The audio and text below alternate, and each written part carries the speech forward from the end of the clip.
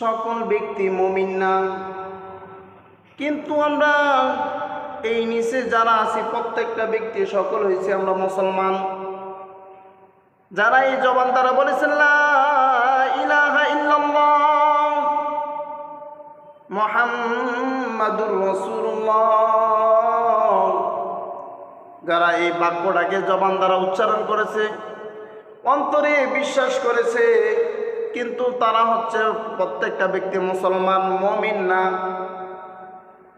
আল্লাহ তাআলা জানান যেই ব্যক্তির মধ্যে 5টি গুণ থাকবে সে হলো প্রকৃতপক্ষে মুমিন। আল্লাহ তাআলা মুমিনের কিছু আলামত তুলে ধরেছেন।